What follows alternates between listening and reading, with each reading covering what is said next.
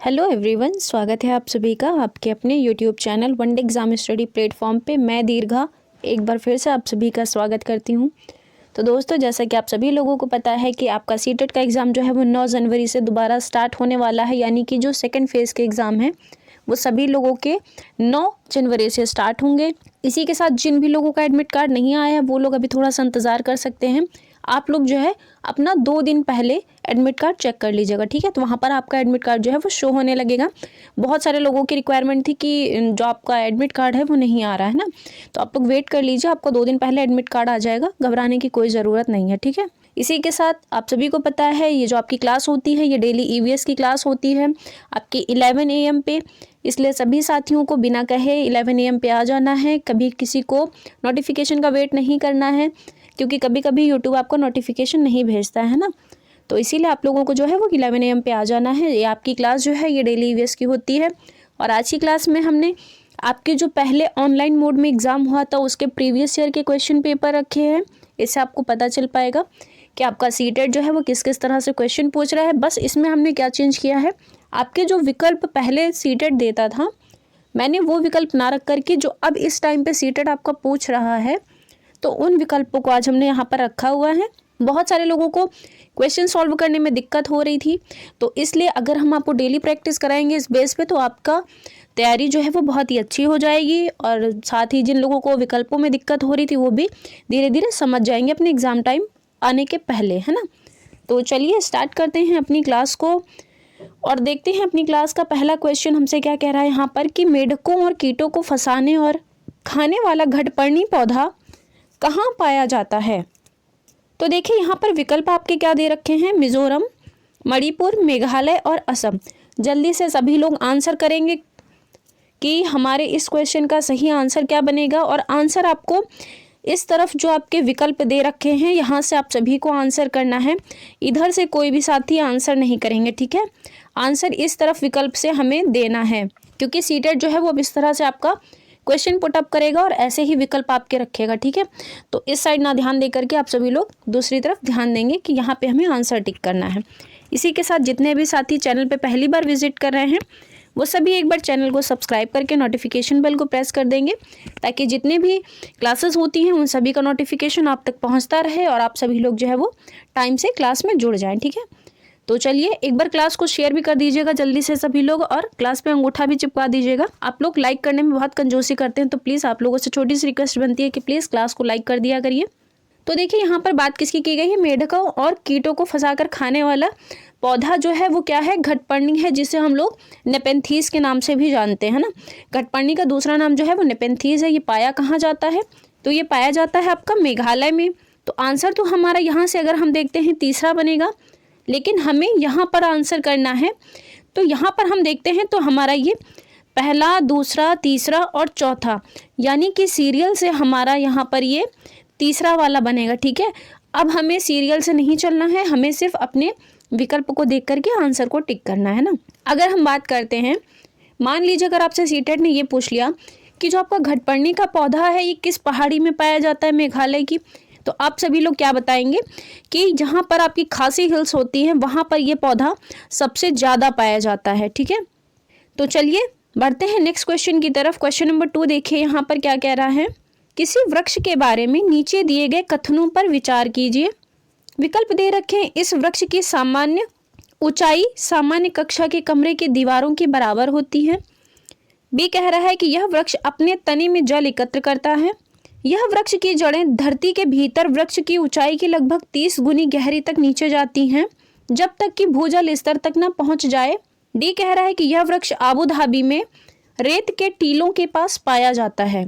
अब आप सभी को बताना है ये जो वृक्ष है जिसे क्या कहते हैं, हम सभी लोग रेगिस्तानी ओक के नाम से जानते हैं, ठीक है।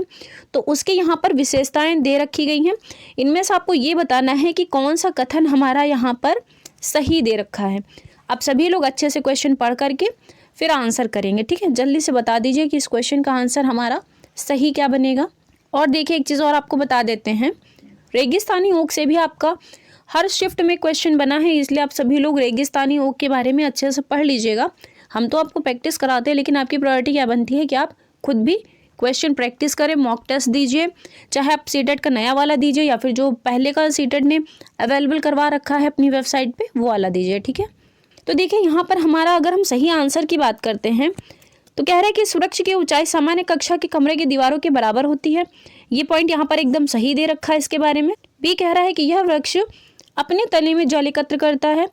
ये बात भी यहाँ पर सही दे रखी गई है। इसी के साथ सी कह रहा है कि इस वृक्ष की जड़ धरती के भीतर वृक्ष की ऊंचाई की लगभग 30 गुनी तक गहरी नीचे जाती हैं जब तक कि उन्हें भूमि का जल नहीं मिल जाता है तब तक। ये बात भी सही है, लेकिन यह वृक्ष जो है वो आबू धाबी के रेत के टीलों के पास नहीं पाया जाता है। तो विकल्प हमारा यहाँ पर डी वाला नहीं होगा, आंसर हमारा बन जाएगा दूसरा वाला। देखिए जो आपके स्टेटमेंट के क्वेश्चन आएंगे ना वो सिर्फ ऐसे ही आएंगे, इसके अंदर कोई भी चेंजमेंट नहीं किया गया है। तो स्टेटमेंट में आप लोगों को घबराने की ज़रूरत नहीं है, बस खाली जितने भी आपके फैक्चुअल वाले क्वेश्चन होंगे सिर्फ उनके अंदर विकल्पों को चेंज किया गया है, ठीक है। बढ़ते हैं नेक्स्ट क्वेश्चन की तरफ। क्वेश्चन नंबर 3 देखिए क्या कह रहा है। ये सारे आपके प्रीवियस ईयर के क्वेश्चन पेपर हैं, ठीक है। जो लोग भी कहते हैं ना प्रीवियस ईयर क्वेश्चन करवाइए प्रीवियस ईयर, मैंने सारे आपको अभी तक जितने भी हुए हैं वो सब प्रीवियस ईयर के क्वेश्चन पेपर कराए हैं। कुछ ही मैंने अपनी तरफ से क्वेश्चन बना करके रखे हैं, बाकी सब आपके प्रीवियस ईयर के ही क्वेश्चन हैं, ठीक है। तो देखिए यहाँ पर क्या कह रहा है कि ग्रेगर मेंडल एक मुनि थे जिन्होंने 28,000 मटर के पौधों के साथ 7 वर्ष तक मठ के बगीचे में प्रयोग किए। उन्होंने यह पाया कि मटर के पौधे में कुछ ऐसे लक्षण हैं जो जोड़ियों में आते हैं। निम्नलिखित में से उसे चाहिए जिसे मेंडल ने अपने प्रयोगों में नहीं पाया था। यहाँ पर 4 विकल्प दिए गए हैं और आपको बताना है कि जब मेंडल ने प्रयोग किया था मटर पर तो उन्हें कौन सा प्रयोग नहीं मिला था। विकल्प क्या दे रखे हैं, बीजों का हरा या पीला होना, बीजों का खुदरा या चिकना होना, बीजों का लंबा या नाटा होना, अगली पीढ़ी के पौधों के बीजों का नया रंग जो पीले और हरे गुणों से मिलकर बना है। अब सभी लोगों को आंसर करना है क्वेश्चन नंबर 3 के लिए। कोई भी साथी गलत आंसर नहीं करेगा, सभी लोग अच्छे से ध्यान देकर के क्वेश्चन को पढ़ के तभी आंसर करेंगे, ठीक है। इसी के साथ एक बार जल्दी से क्लास को शेयर कर दीजिएगा ताकि और भी बच्चे आपके साथ जुड़े, है ना। तो देखिए अगर हम बात करते हैं ग्रेगर मेंडल ने जो अपना प्रयोग किया था मटर के दानों पर, तो इनको जो चीज़ नहीं मिली थी वो था अगली पीढ़ी के पौधों के बीजों का नया रंग जो कि पीले और हरे गुणों से मिलकर के बना हुआ है। तो ये इन्हें नहीं मिला था, बाकी ये तीनों के तीनों इन्हें प्राप्त हुए थे। तो आंसर हमारा यहाँ पर क्या बनेगा, ये बन जाएगा हमारा यहाँ पर चौथा वाला, ठीक है। नेक्स्ट क्वेश्चन देखिए, क्वेश्चन नंबर 4 क्या कह रहा है। निम्नलिखित में से उन जिम्मेदारियों को चुनिए जिन्हें पर्वतारोहण या फिर हम लोग इंग्लिश में क्या कहते हैं माउंटेनियरिंग के ग्रुप लीडर निभाते हैं। विकल्प दे रखा है ग्रुप के आगे चलना ताकि ग्रुप पीछे पीछे चले, उन प्रतिभागियों को रोकने के लिए कहना जो उचित प्रकार से छोड़ने योग्य नहीं है, सामान उठाने में प्रतिभागियों की सहायता करना, प्रतिभागियों के रुकने और विश्राम करने के लिए उचित स्थान ढूंढना। ये कह रहा है कि जो अस्वस्थ हैं उनका ध्यान रखना और ग्रुप के लिए उचित भोजन की व्यवस्था करना। तो देखिए जब बात आती है पर्वतारोहण के जो ग्रुप लीडर होते हैं वो किन किन बातों का ख्याल रखते हैं, तो देखिए ग्रुप के आगे चलना ताकि ग्रुप पीछे चले, ऐसा बिल्कुल भी नहीं है, बल्कि जो आपका ग्रुप होगा वो आगे आगे चलेगा लेकिन जो ग्रुप का लीडर होगा वो पीछे रहता है। तो यहाँ पर ये स्टेटमेंट हमें गलत दे रखा है। बी कह रहा है कि उन प्रतिभागियों को रोकने के लिए कहना जो उचित प्रकार से छोड़ने योग्य नहीं है, तो ऐसा तो बिल्कुल भी नहीं है कि आप किसी को छोड़ देंगे। सी कह रहा है कि सामान उठाने में प्रतिभागियों की सहायता करना, ये स्टेटमेंट यहाँ पर सही दे रखा गया है। डी कह रहा है कि प्रतिभागियों के रुकने और विश्राम करने के लिए उचित स्थान ढूंढना, ये बात भी बिल्कुल सही है। जहाँ भी जाएंगे सभी लोग एक साथ ही सोएंगे तो इसलिए वहाँ पर जो है उचित स्थान तो हमें ढूंढना ही पड़ेगा। ई कह रहा है जो अस्वस्थ हैं उनका ध्यान रखना और ग्रुप के लिए उचित भोजन की व्यवस्था करना, तो ये बात भी यहाँ पर बिल्कुल सही दे रखी गई है। यानी कि हमारा जो सी, डी और ई स्टेटमेंट है ये बिल्कुल सही दे रखे हैं, बाकी ए और बी दोनों के दोनों गलत हैं। तो आंसर हमारा यहाँ पर क्या बनेगा, ये तीसरा वाला बन जाएगा, यहीं पर हमें दे रखा गया है ना। नेक्स्ट क्वेश्चन की तरफ मूव करते हैं। क्वेश्चन नंबर 5 देखिए क्या कह रहा है, बहुत ही ईजी क्वेश्चन है। ये क्वेश्चन आपका 28 दिसंबर के पेपर में पूछा जा चुका है, ठीक है, तो आप लोगों को याद रखना है। कह रहा है कि भारत में कितने राज्य हैं, विकल्प दे रखा है 28, 25, 75, 27। जल्दी से आंसर करेंगे सभी लोग। तो देखिए अगर हम बात करते हैं भारत के स्टेट की, आपके 28, ठीक है। आंसर हमारा क्या बनेगा, यहाँ पर पहला वाला बन जाएगा जो कि हमें यहाँ पर दे रखा गया है, ठीक। इसी के साथ अगर हम बात करते हैं यूनियन टेरिटरी की, वो कितनी है, तो वो है आपकी 8। नेक्स्ट क्वेश्चन देखिए क्या कह रहा है, मच्छरों से फैलने वाले 3 रोगों का समूह कौन सा है? विकल्प दे रखे हैं chikungunya, dengue, HIV ads, dengue, malaria, कोविड-19, कोविड-19, डेंगू और चिकनगुनिया, मलेरिया, डेंगू या फिर चिकनगुनिया। जल्दी से आंसर करेंगे, बहुत ही ईजी क्वेश्चन है। आप लोगों ने पहले भी इस क्वेश्चन को कर रखा हुआ है, इसलिए कोई भी गलत आंसर नहीं बताएगा, ठीक है। और सभी लोग एक बार जल्दी से क्लास को लाइक करने के साथ लोगों तक शेयर भी कर देंगे। तो यहाँ पर हमारा आंसर क्या बनेगा? ये बन जाएगा चौथा वाला, है ना।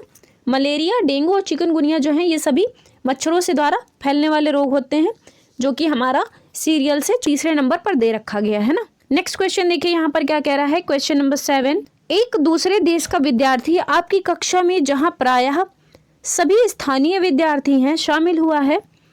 आप विभिन्न संस्कृतियों की प्रथाओं पर चर्चा करने के लिए इस अवसर का प्रयोग करना चाहते हैं। यह महत्वपूर्ण है। ये देखिए आपका एक तरह से पेडागॉजी का क्वेश्चन है, बहुत ही ध्यान से सभी लोग करेंगे, है ना। बहुत लोगों से पेडागॉजी के क्वेश्चन बहुत ज़्यादा गलत हो जाते हैं, इसलिए केयरफुली क्वेश्चन को पढ़ के, उनके स्टेटमेंट को पढ़ के तभी आंसर करना है ना। तो देखिए यहाँ पर क्या कह रहा है, अन्य संस्कृतियों के प्रति अपने दृष्टिकोण को अभिव्यक्त करने देने के लिए। ऐसा तो बिल्कुल भी नहीं है कि अगर आप संस्कृतियों के प्रति जो आपके दृष्टिकोण होंगे आप उन्हें अभिव्यक्त करेंगे तभी जो है वो आप बच्चे को समझ पाएंगे, ऐसा बिल्कुल भी नहीं है। दूसरा कह रहा है कि विद्यार्थियों में बातचीत करने और पारस्परिक मेलजोल को बढ़ावा देने के लिए, ऐसा भी नहीं है। तीसरा कह रहा है कि पक्षपात और रूढ़ियों को कम करने और विविधता को महत्व देने के लिए। तो ये यहाँ पर हमारा एकदम सही दे रखा गया है, यानी कि आपका पहला और दूसरा वाला जो है वो तीसरे वाले में गिवन है, ठीक है। जितने भी पक्षपात और जो भी रूढ़िवादी चीज़ें होती हैं, यानी कि जो पहले से चली आ रही हैं कि लड़का काम नहीं करेगा, लड़कियां काम करेंगी घर का, है ना, ऐसा होता है। आप लोगों ने देखा भी होगा कि जो महिलाएं होती हैं वो कुछ भी ड्राइविंग नहीं कर सकती हैं, वो ऑटो रिक्शा नहीं चला सकती, लेकिन जो पुरुष होंगे वो ऑटो रिक्शा चलाएंगे। तो ये सब क्या, ये सब रूढ़िबद्धता ही तो है ना। तो इसलिए इन चीज़ों को ख़त्म करेंगे। इसी के साथ जो भी संस्कृतियों की विविधता होगी, बच्चा कहाँ का रहने वाला है, वो कैसी भाषा सीखता है, वो कैसा बोलता है, तो इन सभी को हमें महत्व देना पड़ेगा। तो आंसर तो हमारा यहाँ पर तीसरा वाला ही सही है, यानी कि सीरियल से पहले नंबर पर, ठीक है। अगर आपको कन्फ्यूज़न होती है तो आप सभी लोग कमेंट बॉक्स में कमेंट कर दीजिएगा, दोबारा से आपको ये क्वेश्चन क्लियर कर दिया जाएगा, ठीक है। नेक्स्ट क्वेश्चन की तरफ बढ़ते हैं। क्वेश्चन नंबर 8 देखिए क्या कह रहा है, निम्नलिखित में से कौन सा अभ्यास यहाँ पे रचनावादी दृष्टिकोण से सबसे अधिक मेल खाता है ना, तो आपको ये बताना है। यहाँ पर विकल्प देखिए क्या दे रखे हैं, नदी के पानी के रंग से उसमें मौजूद प्रदूषकों की पहचान करना, पक्षियों की चोंच के चित्र का प्रयोग करते हुए अलग अलग प्रकार के चोंच के अनुकूलन की पहचान करना, जन्म देने वाले और अंड निक्षेपण वाले पशुओं के बीच में अंतर को समझाने के लिए ग्राफिक ऑर्गेनाइजर का प्रयोग करना। चौथा कह रहा है इनमें से कोई नहीं।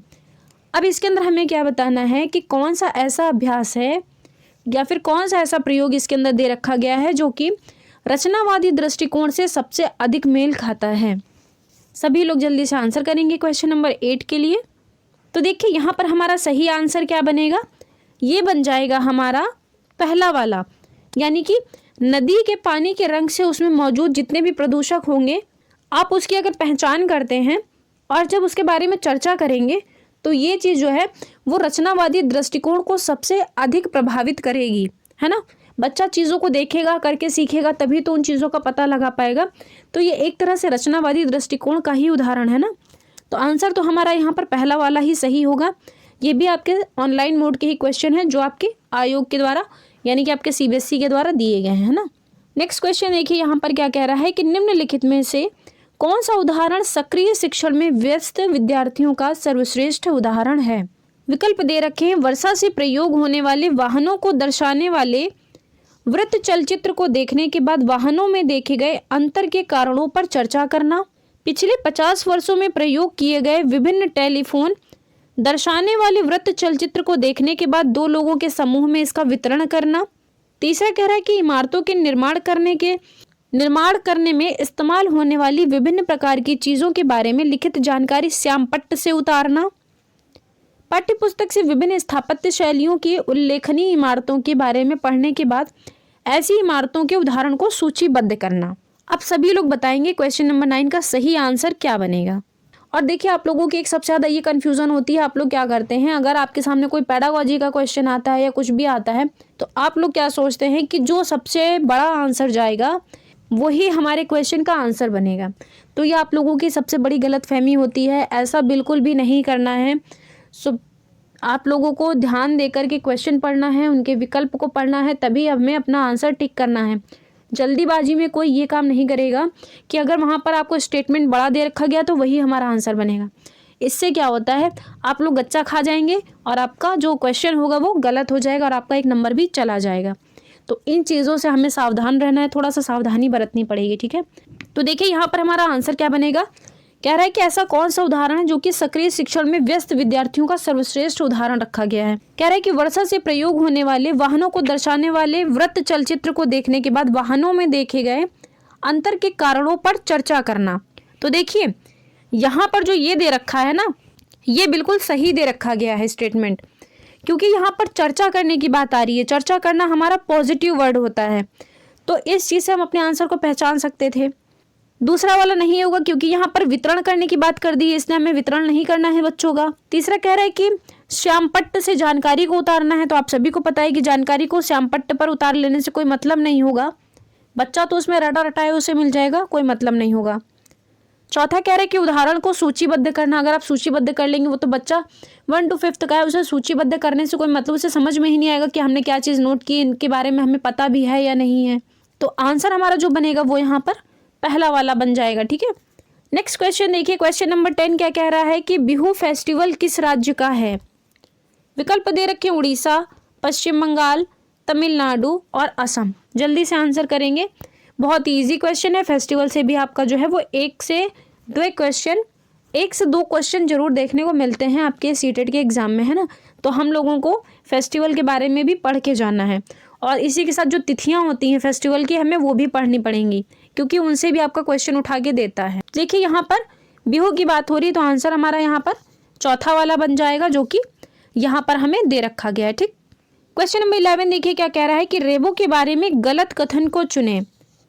यहाँ पर आपके स्टेटमेंट दिए हुए हैं, इनके अंदर आपको एक गलत कथन चुनना है, बाकी सही दे रखे हैं।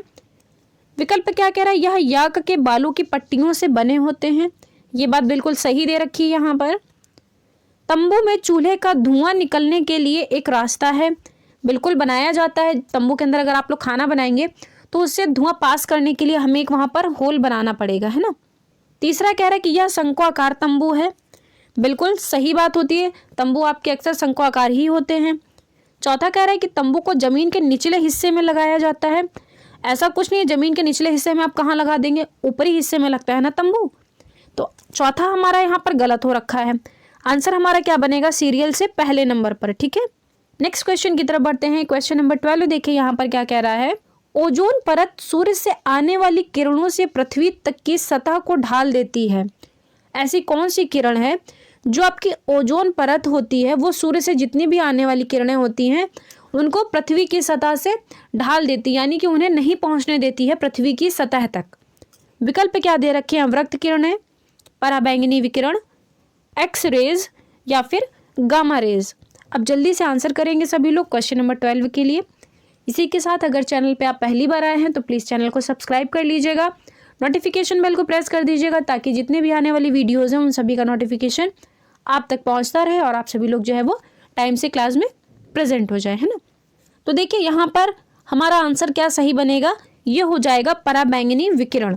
आंसर हमारा कहाँ पे देखना है, हमें यहाँ पर देखना है। तो ये सीरियल से हमारा दूसरे नंबर पर दे रखा था। नेक्स्ट क्वेश्चन की तरफ मूव करते हैं। क्वेश्चन नंबर 13 देखिए क्या कह रहा है यहाँ पर, निम्नलिखित में से कौन वर्षा जल के जमीन में रिसाव को रोकता है। यानी कि जब आपकी बारिश होती है तो वर्षा का जो जल है वो कहाँ पर स्थिर हो जाता है, जो आपका जमीन के अंदर रिस करके नहीं पहुंचता है। विकल्प दे रखे घास का मैदान, दलदली जमीन, खेल का फर्श, पक्की फर्श। आंसर करेंगे सभी साथी क्वेश्चन नंबर 13 के लिए।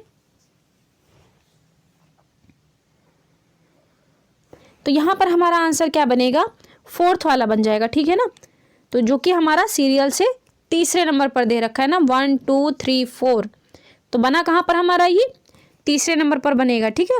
और जल्दीबाजी में ये नहीं करना है कि चौथे नंबर पर दिया है तो चल के हम पहला वाला टिक कर दें और हम बहुत खुश हो जाएं कि हमारा तो बहुत ही अच्छा गया है पेपर। जब एग्ज़ाम हॉल से बाहर निकले आप लोग तो आपका मुंह जो है वो 32 कोने का बना हुआ हो, तो ऐसा नहीं होना है ना, थोड़ा सा सावधान होकर चलना है चीज़ों को। नेक्स्ट क्वेश्चन की तरफ बढ़ते हैं। क्वेश्चन नंबर 14 देखिए यहाँ पर क्या कह रहा है। छत के ऊपर से वर्षा जल का संरक्षण किया गया है और भूजल के पुनर्भरण के लिए उपयोग किया गया है। इस पारंपरिक पद्धति का उपयोग निम्नलिखित में से किस राज्य के द्वारा किया गया था। ये क्वेश्चन आपका सीटेट ने पूछ रखा है, तो इसलिए आप सभी लोग अच्छे से पढ़ लीजिएगा। ये क्वेश्चन भी आपका जरूर पूछा जाएगा, वो भी जल के संरक्षण से संबंधित। विकल्प दे रखे हैं पंजाब, गुजरात, राजस्थान और हिमाचल प्रदेश। आंसर करेंगे सभी लोग क्वेश्चन नंबर 14 के लिए। तो आंसर हमारा यहाँ सही क्या बन जाएगा, ये बनेगा राजस्थान। और हमें तो यहाँ पर देखना है आंसर अपना, है ना, तो हमारा आंसर यहाँ पर कौन सा बन जाएगा, ये बनेगा सीरियल से दूसरे नंबर वाला। नेक्स्ट क्वेश्चन की तरफ बढ़ते हैं। क्वेश्चन नंबर 15 देखिए यहाँ पर क्या कह रहा है। निम्नलिखित में से कौन सा पर्यावरण अध्ययन का घटक नहीं है। विकल्प दे रखे हैं वायुमंडल, जलमंडल, सौर मंडल और मानव। आंसर करेंगे सभी लोग क्वेश्चन नंबर 15 के लिए। इसी के साथ एक बार जल्दी से क्लास पे अंगूठा भी चिपका देंगे, कोई भी 2 बार नहीं चिपकाएगा, एक ही बार चिपकाना है ना। तो देखिए यहाँ पर हमारा आंसर सही क्या बन जाएगा, ये सी वाला बन जाएगा। पर्यावरण अध्ययन का जो घटक है हमारा वो आपका सौर मंडल नहीं बनेगा, वायुमंडल होगा, जलमंडल होगा। इसी के साथ अगर स्थल मंडल दिया होता तो हमारा स्थल मंडल होता, बल्कि स्थल मंडल यहाँ पर नहीं दे रखा है, तो इसलिए हमें मानव को टिक करना पड़ेगा, है ना। आंसर हमारा जो बनेगा वो बन जाएगा सी वाला, यानी कि तीसरा नंबर बनेगा जो कि हमें यहाँ पर दे रखा है ना। मान लीजिए अगर ABCD करके भी आपसे देता है तो आप लोग अपना दिमाग लगा करके वो 1 2 3 4 करके ऐसे सीरियल से पहचान लीजिएगा, है ना। क्वेश्चन नंबर 16 देखिए यहाँ पर क्या कह रहा है कि आबू धाबी के बारे में निम्नलिखित में से कौन सा कथन गलत है। हमें यहाँ पर गलत वाला कथन बताना है। विकल्प दे रखे हैं जलवायु गर्म और शुष्क है, नारियल का पेड़ पाया जाता है, दिरहम आबू धाबी की मुद्रा है, पेट्रोल की तुलना में वहाँ पर जो पानी है वो काफ़ी महंगा है। आंसर करिएगा सभी लोग क्वेश्चन नंबर 16 के लिए। तो यहाँ पर हमारा आंसर क्या बनेगा, ये बन जाएगा बी वाला, है ना। नारियल का पेड़ जो है वो आबू धाबी में नहीं पाया जाता है। यहाँ पर किस चीज़ के पेड़ पाए जाते हैं, तो वो पाए जाते हैं डेट यानी कि खजूर के पेड़, है ना। तो यही वाला जो है वो गलत दे रखा है। आंसर हमारा क्या बनेगा यहाँ पर, दूसरा वाला बन जाएगा, है ना, क्योंकि 1 2 3 4 अगर हम करते हैं तो दूसरे नंबर पर आता है हमारा, यानी कि दूसरा वाला ऑप्शन यहाँ पे गलत हो जाएगा। नेक्स्ट क्वेश्चन देखिए क्या कह रहा है। पेडागोजी का क्वेश्चन है, ध्यान से करेंगे सभी लोग। प्राथमिक स्तर पर पर्यावरण अध्ययन के लिए कौन सी विधि प्रभावशाली है, यानी कि जो आपके 1 से लेकर के 5th तक बच्चे होते हैं, जब उन्हें पर्यावरण अध्ययन पढ़ाई जाती है तो उनके लिए सबसे अच्छी विधि कौन सी मानी गई है। विकल्प दे रखे हैं व्याख्यान विधि। तो व्याख्यान विधि जो होती है वो आपकी उच्च कक्षाएं जो होती हैं वहाँ पर यूज की जाती है, तो ये हमारा आंसर बनेगा नहीं। बी कह रहा है कहानी विधि। ये बात तो बिल्कुल सही है, आप सभी को पता है किस्से और कहानियों के माध्यम से छोटे बच्चों को सिखाया जाता है। वाद विवाद नहीं करवाना, वाद विवाद भी आपका उच्च कक्षाओं के लिए होता है। योजना विधि भी जब हम किसी चीज़ की पहले प्लानिंग करेंगे फिर उसके बाद में हम उसे देखेंगे तब तो ये ठीक होता है, लेकिन यहाँ पर बात किसकी हो रही है, जो आपके 1 to 5th के बच्चे होते हैं उनके लिए। तो आंसर हमारा यहाँ पर क्या बनेगा, ये दूसरा वाला बन जाएगा, ठीक है ना। नेक्स्ट क्वेश्चन देखिए, क्वेश्चन नंबर 18 यहाँ पर क्या कह रहा है। आंध्र प्रदेश में आम पापड़ को क्या कहा जाता है। बहुत ही अच्छे से हमने क्वेश्चन करा रखा है, ये कोई भी गलत आंसर नहीं करेगा, सभी लोग आंसर करेंगे। विकल्प दे रखा है आम पापड़, मामिडी तांड्रा, टैपियोका या फिर आम पापड़ी। आंसर करेंगे सभी लोग। इसी के साथ एक बार जल्दी से सेशन को शेयर कर दीजिए ताकि और भी लोग आपके साथ जुड़े, है ना। कम से कम आप लोग 250 से लेकर के 300 बच्चे तो क्लास में प्रेजेंट हुआ करिए आप लोग, ठीक है ना। आप लोगों की संख्या बहुत कम रहती है, ये गलत बात है ना। अब तो पेपर भी आपका काफ़ी नज़दीक आ चुका है, अगर आप लोग इस तरह से करेंगे ना तो फिर आपका कल्याण नहीं होगा किसी तरह से, है ना। तो ज़्यादा से ज़्यादा संख्या में जुड़िए और अपने फ्रेंड्स लोगों को भी जोड़िए क्लास में, ठीक है। तो यहाँ पर अगर हम आंसर की बात करते हैं तो ये बनेगा हमारा मामिडी तांड्रा, यानी कि अगर हम सीरियल से देखते हैं तो ये हमारा दूसरे नंबर पर पड़ेगा। यहाँ पर मैचिंग दे रखा है ना, तो मान लीजिए किसी में कर लीजिए, यहाँ पर कर देते हैं हम, ठीक है। तो आंसर हमारा कहाँ पर बन जाएगा, ये यहाँ वाला सही हो जाएगा, ठीक है। इसी के साथ अगर हम बात करते हैं टैपियोका कहाँ पाया जाता है, तो आप सभी लोगों को पता है कि जो आपका टैपियोका है ये केरल में पाया जाता है ना, वहाँ के लोग इसे काफ़ी पसंद करते हैं टैपियोका को। नेक्स्ट क्वेश्चन देखिए, क्वेश्चन नंबर 19 क्या कह रहा है यहाँ पर, स्किटपो गांव कहाँ स्थित है। विकल्प दे रखा है जम्मू कश्मीर, लद्दाख, चांगथांग और मनाली। विकल्प क्या दे रखे हैं यहाँ पर, पहला, दूसरा, तीसरा और चौथा। आज ये जो विकल्प है यहाँ पर ये सीरियल से दे रखा है, इसीलिए आज तो यहाँ पर किसी का गलत क्वेश्चन नहीं होगा इसमें, है ना। सभी लोग बता देंगे कि जो आपका स्किटपो गांव है वो कहाँ पर स्थित है। तो यहाँ पर आंसर हमारा क्या बनेगा, ये बन जाएगा बी वाला, लद्दाख में, है ना। तो यहाँ पर सीरियल से दूसरा नंबर वाला एकदम सही हो जाएगा। अगर हम बात करते हैं जम्मू कश्मीर की, तो जम्मू कश्मीर में आपकी जो पश्मीना शॉल होती है वो यहाँ की काफ़ी फेमस है, जिसके बारे में आपसे पूछा भी जाता है पश्मीना के बारे में कि इसको बनाने में वक्त कितना लगता है। तो इसको लगते हैं बनाने में 250 घंटे, जो कि 6 स्वेटरों के बराबर होती है ना। नेक्स्ट क्वेश्चन देखिए, जो कि आज का हमारा लास्ट क्वेश्चन होगा। कह रहा है कि बिहू त्योहार का पहला दिन क्या कहलाता है। विकल्प दे रखे उरिका, उडुपी, उकारु या फिर उरुका। अब जल्दी से आंसर करेंगे सभी लोग क्वेश्चन नंबर 20 के लिए। जिन लोगों ने पढ़ रखा है उनका क्वेश्चन नहीं गलत होगा, जिन लोगों ने नहीं पढ़ रखा उनका गलत हो जाएगा, क्योंकि आपके विकल्प जो है वो कुछ इस तरह से रखे ही गए हैं कि आप लोग कंफ्यूज हो जाएं, है ना। तो जल्दी से बताएंगे सभी लोग। तो देखिए यहाँ पर हमारा सही आंसर क्या बनेगा, ये बन जाएगा उरुका, यानी कि जो हमारा चौथे नंबर पर दे रखा है ये हमारा यहाँ पर सही आंसर बनेगा, है ना। जो बिहू का पहला दिन है वो क्या कहलाता है, उरुका कहलाता है। अगर हम बात करते हैं बिहू फेस्टिवल आपका मनाया कहाँ जाता है, तो ये मनाया जाता है असम में। यही असम में ही आपका एक प्रकार का घर भी बनाया जाता है, जिसे क्या कहते हैं हम लोग, भेला घर भी कहते हैं, जो कि किसका बना होता है, बांस का बना होता है ना, बांस के द्वारा निर्मित होता है, जिसे जो है जब आपके नए चावल की फसल आती है तब ये इस भेला घर को वहाँ पर जला करके लोग बिहू फेस्टिवल को सेलिब्रेट करते हैं। तो आंसर हमारा यहाँ पर क्या बनेगा, चौथा वाला बन जाएगा। तो चलिए आज की क्लास को हम यहीं तक रखते हैं। कैसी लगी आप सभी लोगों को ये क्लास, आप सभी लोग कमेंट बॉक्स में कमेंट करके ज़रूर बताइएगा। इसी के साथ अगर कोई क्वेश्चन में डाउट होता है या फिर मेरे से कहीं पे मिस्टेक हो जाती है तो आप सभी लोग कमेंट बॉक्स में कमेंट कर दीजिएगा। तो चलिए इसी के साथ हम क्लास को यहीं पे एंड करते हैं। धन्यवाद।